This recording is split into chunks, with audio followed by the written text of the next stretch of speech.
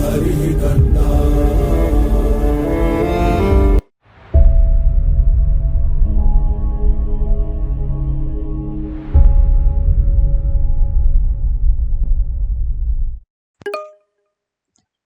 Let's get into the plots and let's create our plots from pandas. Okay, so for that we have to create a new file, but before that let's understand how plots work in pandas.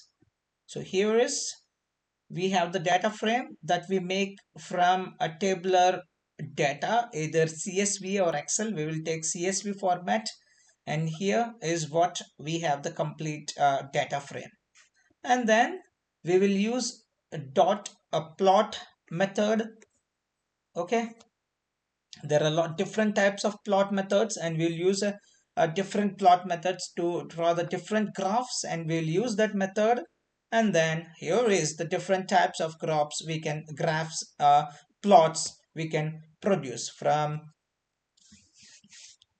scatter plots, bar graphs, histograms, and whatever you want you can produce. So what we'll do, let's create a new file. Okay, new Jupyter. Okay, let me create a new Jupyter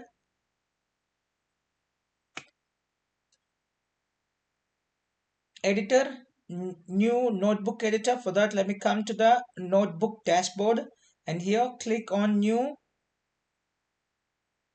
So I'll close this one, it's no more, we don't need to use this. Okay, and I'll say it as pandas plots.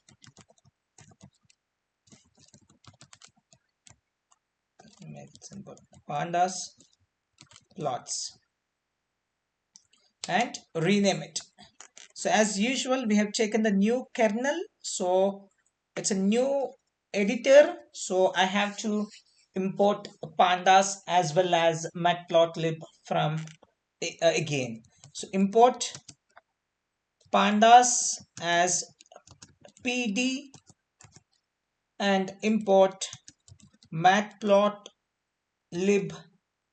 Out of this library, I want to get a pyplot, specifically pyplot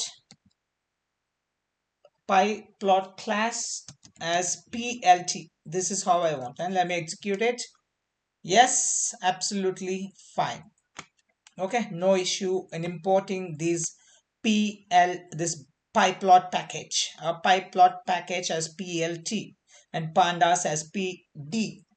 So now we will use air quality data. Okay, I have in my directory, I'll show it to you, I'll show you that first. Come to the hands-on, and here you can see the air quality data. So let me uh, read that air quality data from a local machine. So what I will do is, I'll give the same name, air quality. For the data frame, I'll say AQ, air quality DF. Okay, this is the main data frame. And then as usual, I'll use pandas pd dot read.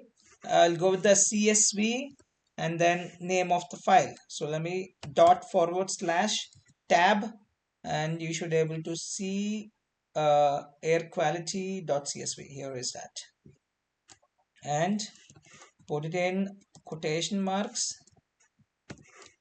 That's it. So in addition to this, we want to add few more parameters. Let's look into that now. So the usage of the index call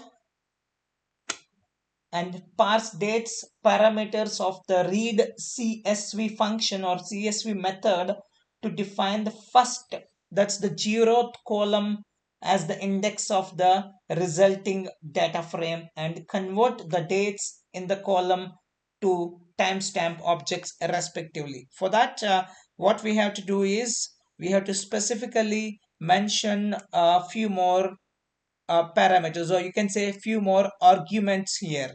So the first argument is the name of the file or path of the file, and after that the second argument I'm gonna give is index